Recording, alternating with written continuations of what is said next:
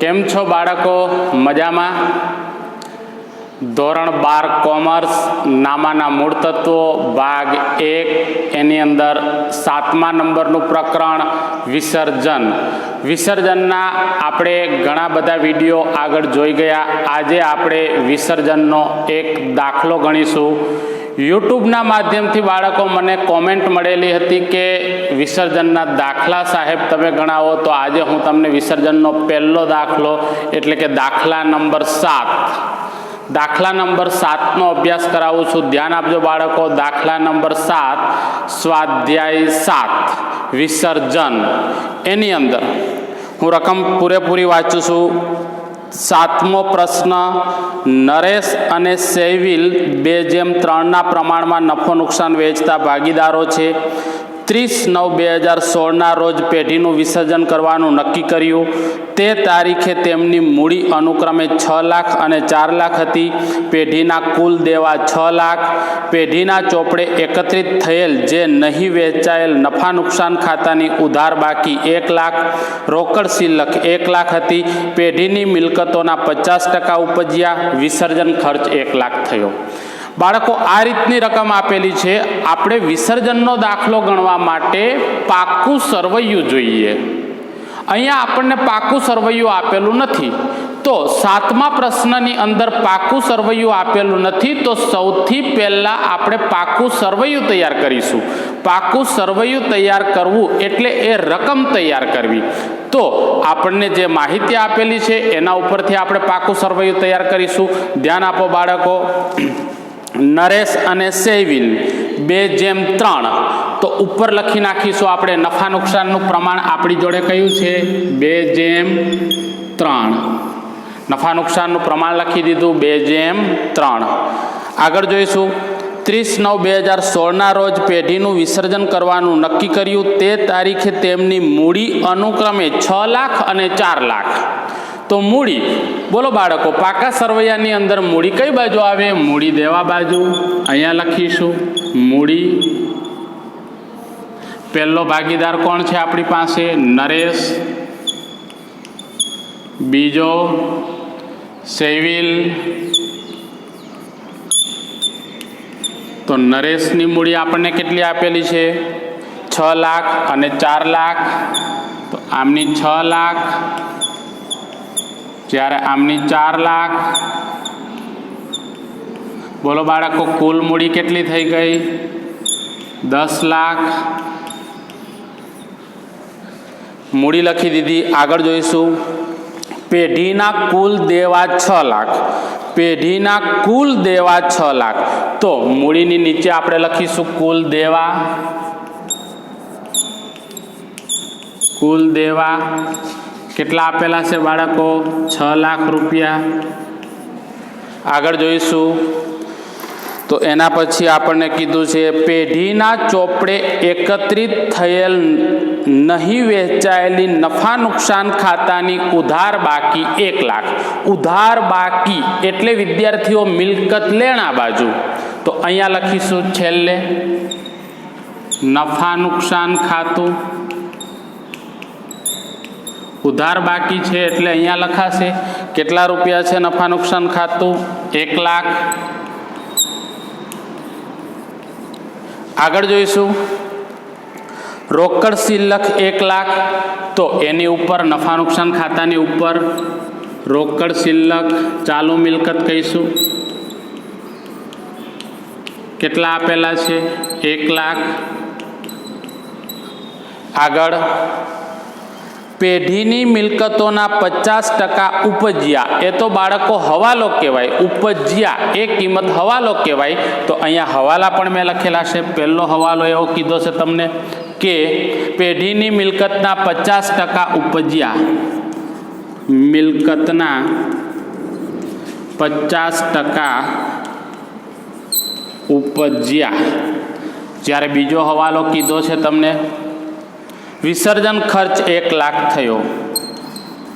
વિસર્જન ખર્ચ ₹1 લાખ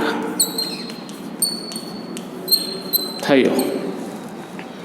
ધ્યાન આપો બાળકો, 7મા નંબરના દાખલામાં તમને આટલી વિગત આપેલી છે. 7મા નંબરના દાખલામાં આટલી વિગત છે. હવે બાકીની વિગતો આપણે આની અંદર જે ખૂટતી વિગત છે એ જાતે લખવી પડશે. તો અહીંયા આ પાકું સરવૈયું છે, આ હવાલા છે. તો આપણને ખબર છે બાળકો, પાકા સરવૈયાના બંને સરવાળા કેવા થશે? સરખા થશે. તો ઉપર એક લાઈન કરીશું, નીચે ડબલ લાઈન. પાકા સરવૈયાના બંને સરવાળા સરખા થવા જોઈએ. બોલો કઈ બાજુ સંપૂર્ણ વિગતો આપેલી છે? તો મૂડી દેવા બાજુ મૂડી અને દેવા, જ્યારે મિલકત લેણા બાજુ મિલકતો હજી આપણી પાસે આવેલી નથી, રોકડ શિલ્લક છે, નફા નુકસાન ખાતાની ઉધાર બાકી છે. તો બોલો વિદ્યાર્થીઓ, અહીંયા શું ખૂટશે? મિલકતો. જે મિલકતો આપણે શોધવાની. કઈ રીતે મિલકતો શોધી શકાય? તો આ બાજુ સંપૂર્ણ વિગત છે એટલે આનો સરવાળો કરી દઈએ. તો 10 લાખ અને 6 લાખ કેટલા થશે? 16 લાખ. મૂડી દેવાનો સરવાળો 16 લાખ, તો મિલકત લેણાનો સરવાળો પણ 16 લાખ થશે. 16 લાખમાંથી 1 લાખ નફા નુકસાન ખાતાની ઉધાર બાકી અને 1 લાખ રોકડ શિલ્લક બાદ કરી દઈએ તો કેટલા મળશે બાળકો? 14 લાખ. તો બોલો મિલકતો આપણી જોડે કેટલા રૂપિયાની હશે? 14 લાખ રૂપિયાની. અહીંયા તમને મિલકતો આપેલી નથી. મિલકતો આ રીતે તમે શોધી શકો. પાકું સરવૈયું બનાવીને મિલકતો શોધી શકાય. આ હજી આપણે તો રકમ જ તૈયાર કરી છે બાળકો. આ રકમ થઈ ગઈ. હવાલા 2 છે, પાકું સરવૈયું એ આપણી રકમ કહેવાય. આ મેં રકમ તૈયાર કરી દીધી. રકમ ઉપરથી હું જવાબ તૈયાર કરું. પેઢીનું વિસર્જન કરવા માટે આપણે 3 ખાતાની જરૂર પડે. પહેલું ખાતું માલ મિલકત નિકાલ ખાતું, બીજું ખાતું ભાગીદારનું મૂડી ખાતું અને ત્રીજું રોકડ ખાતું. 3 ખાતા. 3 ખાતા મેં અહીંયા બોર્ડ ઉપર બનાવી દીધા છે.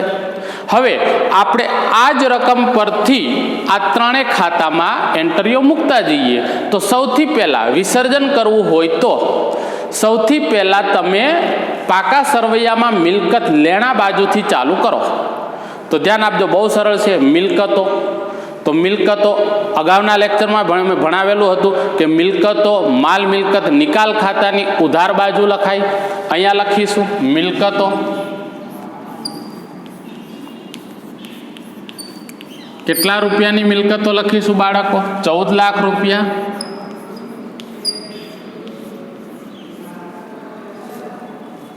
શું આમનો થશે? આમની તો માલ મિલકત નિકાલ ખાતે ઉધાર, તે મિલકતો ખાતે જમા. 14 લાખ રૂપિયા મિલકતોનું ખાતું બંધ કર્યું તેના. ચલો મિલકતો લખાઈ ગઈ. હવે રોકડ શિલ્લક. તો પ્રવેશ નિવૃત્તિની જેમ જ રોકડ શિલ્લક એટલે રોકડ ખાતામાં ઉધાર બાજુ પહેલી લાઈનમાં. બાકી આગળ લાવ્યા. કેટલી રોકડ શિલ્લક છે બાળકો? 1 લાખ રૂપિયા. રોકડ શિલ્લક લખાઈ ગઈ. નફા નુકસાન ખાતું. નફા નુકસાન ખાતું એ ભાગીદારો વચ્ચે વહેંચાઈ જાય.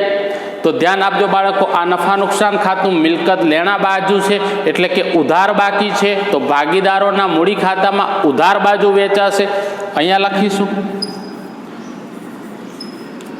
નફા નુકસાન ખાતું. કેટલા રૂપિયા છે બાળકો? 1 લાખ. તો 1 લાખને કયા પ્રમાણમાં વેચી દઈશું? 2/3 વેચી દો. કેલ્ક્યુલેટરનો ઉપયોગ કરીશું.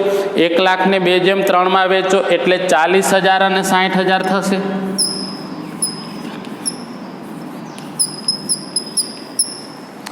કઈ બાજુ મેં લખી દીધી? મિલકત લેણા બાજુ. જો બધી બાજુ ઉધાર જ લખાશે કારણ કે મિલકત લેણા એ ઉધાર બાકી કહેવાય. હવે મૂડી દેવા બાજુ લઈએ. ધ્યાન આપજો, મૂડી દેવા બાજુ પહેલું મૂડી. તો મૂડી પ્રવેશ નિવૃત્તિમાં જ્યાં લખતા હતા ત્યાં જ આપણે બાકી આગળ લાવ્યા. હવે આ જમા બાકી આવી ગઈ.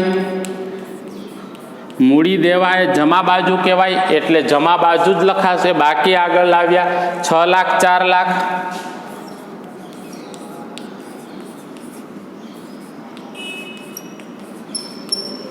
આગળ જોઈશું કુલ દેવા.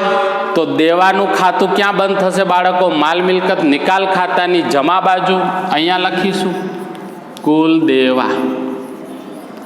કેટલા રૂપિયા કુલ દેવા છે? 6 લાખ રૂપિયા.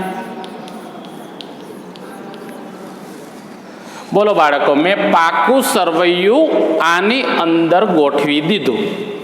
જોજો, વિસર્જનનો દાખલો ગણીએ આપણે ત્યારે સૌથી પહેલાં હવાલા કરવાના નહીં થાય. સૌથી પહેલું પાકું સરવૈયું. જ્યારે પ્રવેશ નિવૃત્તિમાં આપણે શું કરતા હતા? પહેલાં હવાલા કરી દેતા હતા અને પછી પાકું સરવૈયું ગોઠવતા હતા. જ્યારે નિવૃત્તિની અંદર સરળતાથી દાખલો ગણવો હોય તો પહેલું પાકું સરવૈયું ગોઠવી દો, પછી હવાલા કરો. મેં પાકું સરવૈયું પહેલાં ગોઠવી દીધું. પાકા સરવૈયામાં મેં મિલકત લેણા બાજુથી મિલકતો, માલ મિલકત નિકાલ ખાતાની ઉધાર બાજુ મોકલી દીધી. રોકડ શિલક તો રોકડ ખાતાની ઉધાર બાજુ બાકી આગળ લાવ્યા. નફા નુકસાન ખાતું તો મૂડી ખાતામાં વેચાઈ જાય. જ્યારે મૂડી તો જમા બાજુ બાકી આગળ લાવ્યા. કુલ દેવા માલ મિલકત નિકાલ ખાતાની કઈ બાજુ મૂકી દીધા? જમા બાજુ. હવે હવાલા કરવા માટે શું કરવાનું? તો ધ્યાન આપજો બાળકો, એકદમ સરળ છે. હવાલા કરવા હોય તો પહેલો હવાલો મિલકતના 50% ઉપજ્યા. મિલકતના કેટલા ઉપજ્યા? 50%. તો મિલકતનો નિકાલ થઈ ગયો. ધ્યાન આપજો, અહીંયા મિલકતો છે. મેં તમને શીખવાડેલું હતું મિલકતનો નિકાલ કરવો હોય તો અહીંયા જમા બાજુ લખાશે. ઉપજ્યા એટલે કોના ખાતે લખાશે? રોકડ ખાતે. જો ભાગીદાર લઈ જતો હોય તો જ ભાગીદારના મૂડી ખાતે. અહીંયા લખીશું રોકડ ખાતે. કાઉન્સમાં હું લખીશ મિલકતના ઉપજ્યા. કેટલા ઉપજ્યા બાળકો? 50%. તો 14 લાખના 50% થશે 7 લાખ રૂપિયા. બીજી અસર કરીએ આની તો માલ મિલકત નિકાલ ખાતે મેં જમા લખ્યું. હવે ઉપજ્યા તો ધંધામાં રોકડ આવશે. અહીંયા રોકડ ખાતે લખેલું છે તો રોકડ ખાતાની ઉધાર બાજુ લખીશું 7 લાખ રૂપિયા. કોના ખાતે લખીશું? તો માલ મિલકત નિકાલ ખાતેથી લાવ્યા.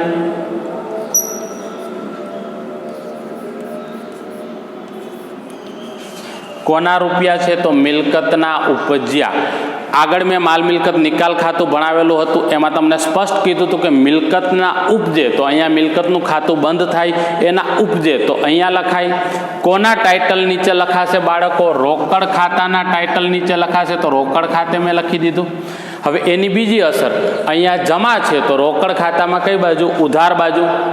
આમ નોંધ શું થશે આની? તો માલ મિલકત નિકાલ ખાતે જમા, રોકડ ખાતે ઉધાર. ચલો, આવડી ગયું. આ પહેલો હવાલો પૂરો થયો. બીજો હવાલો, વિસર્જન ખર્ચ 1 લાખ. તો વિસર્જન ખર્ચ 1 લાખ, વિસર્જન ખર્ચ આપણે ચૂકવવો પડે તો રોકડ આવશે કે જશે? જશે. તો રોકડ ખાતે જમા. રોકડ ખાતે જમા. કોના ખાતે ઉધાર બાળકો? માલ મિલકત નિકાલ ખાતે ઉધાર. તો અહીંયા માલ મિલકત નિકાલ ખાતાની ઉધાર બાજુ ધ્યાન આપજો, હું ટાઇટલ મારું છું રોકડ ખાતે. જે પણ દેવા ચૂકવો એ આ ટાઇટલની નીચે લખીશું આપણે. તો બોલો બાળકો, પહેલું શું ચૂકવ્યું આપણે? વિસર્જન ખર્ચ. તો અહીંયા લખું હું વિસર્જન ખર્ચ કેટલો ચૂકવ્યો? 1 લાખ રૂપિયા હવાલામાં કીધું છે. વિસર્જન ખર્ચ 1 લાખ. તો માલ મિલકત નિકાલ ખાતે ઉધાર કરી દીધું. કોના ખાતે જમા કરીશું? રોકડ ખાતે. પણ સંયુક્ત એન્ટ્રી મૂકીશું એટલે કે આ એક નહીં, હજી બીજું. ધ્યાન આપજો, સંયુક્ત એન્ટ્રી આ રોકડ ખાતે જમા જ થશે, પણ કઈ રીતે થશે? તો અહીંયા ધ્યાન આપો બધા. બંને હવાલા મેં પૂરા કરી દીધા એટલે આ પાકું સરવૈયું ગોઠવી દીધું, હવાલા કરી દીધા. હવે આપણે માલ મિલકત નિકાલ ખાતાની અંદર જઈએ તો અહીંયા આપણે માલ મિલકત નિકાલ ખાતું મેં સંપૂર્ણ તમને ભણાવી દીધું છે બાળકો. એમાં એક વસ્તુ મેં કીધી હતી કે જો અદ્રશ્ય મિલકત હોય અને એની સૂચના આપેલી ન હોય તો એનો નિકાલ ના થાય. બાકી બધી જ વસ્તુનો નિકાલ ફરજિયાત કરવો પડે. તો અહીંયા જુઓ, મિલકતોનો નિકાલ થઈ ગયો કારણ કે રોકડા એના કેટલા મળી ગયા? 7 લાખ. બોલો બાળકો, કુલ દેવાનો નિકાલ થયો છે? ના. તો આપણે એને ફરજિયાત ચૂકવવા જ પડે. બોલો, કુલ દેવાનો નિકાલ કરવો હોય તો કઈ બાજુ લાવવાના? ઉધાર બાજુ. ચૂકવ્યા એટલે અહીંયા લખીશું કુલ દેવા રોકડ ખાતાના ટાઇટલની નીચે. બોલો, દેવા કેટલા રૂપિયા છે? 6 લાખ. એની કોઈ માહિતી નથી તો કેટલા ચૂકવવા પડે? પૂરેપૂરા 6 લાખ રૂપિયા. બોલો બાળકો, આ માલ મિલકત નિકાલ ખાતે શું થયું? ઉધાર. તો રોકડ ખાતે કઈ બાજુ જતું રહેશે? જમા બાજુ. ધ્યાન આપજો, મિલકતનો નિકાલ થઈ ગયો. દેવાનો નિકાલ નહોતો થયો તો દેવાનો નિકાલ ફરજિયાત કરવો પડે. કોના મથાળા નીચે લખાય? રોકડ ખાતાના મથાળા નીચે લખાય. આ રીતે હવે આમનો આપણે સરવાળો કરી દઈશું. તો 6 ને 1 7 લાખ રૂપિયા, 6 ને 1 7 લાખ રૂપિયા કોના ખાતે લઈ જઈશું? રોકડ ખાતે. કઈ બાજુ લઈ જઈશું? જમા બાજુ, કારણ કે આ ઉધાર છે તો રોકડ ખાતાની જમા બાજુ. માલ મિલકત નિકાલ ખાતે કેટલા રૂપિયા? 7 લાખ રૂપિયા. કાઉન્સમાં લખવું હોય તો આ શું કર્યું? દેવા ચૂકવ્યા. અહીંયા લખવું હોય તો મિલકતના ઉપજ્યા. ચલો બાળકો, આની બીજી અસર અહીંયા જતી રહી.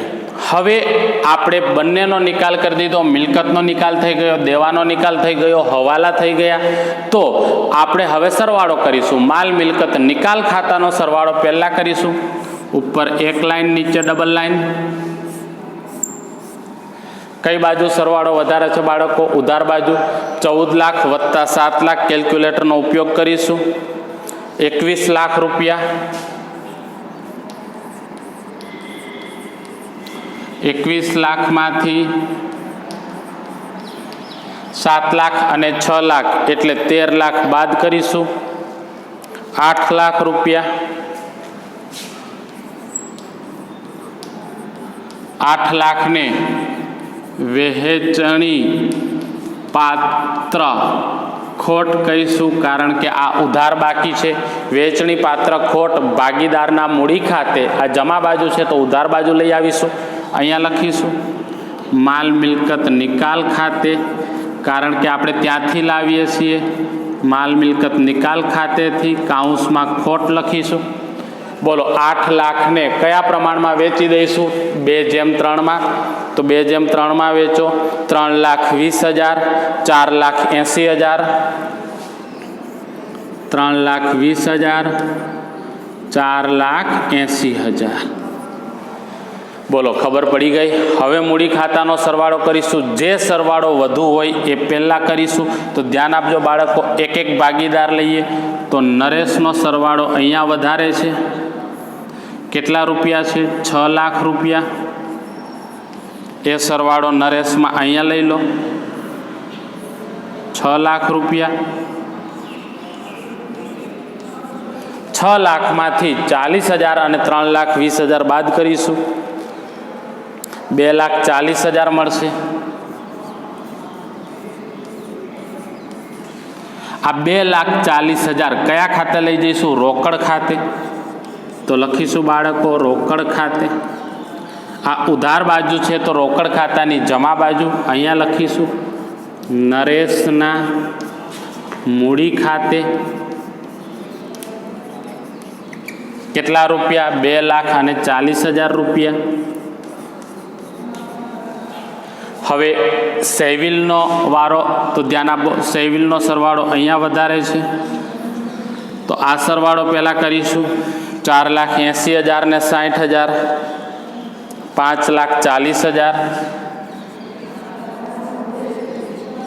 આ 5,40,000 અહીંયા મૂકીશું.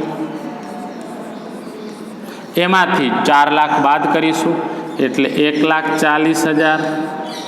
ડિફરન્સ ક્યાં લઈ જશું બાળકો? રોકડ ખાતે.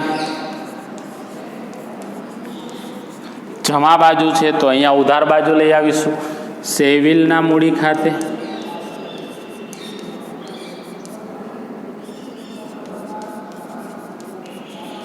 કેટલા રૂપિયા? 1,40,000. હવે રોકડ ખાતાના જો બંને સરવાળા સરખા તો આપણો દાખલો સાચો. કરીશું 1,07,00,000 ને 1,40,000, 9,40,000.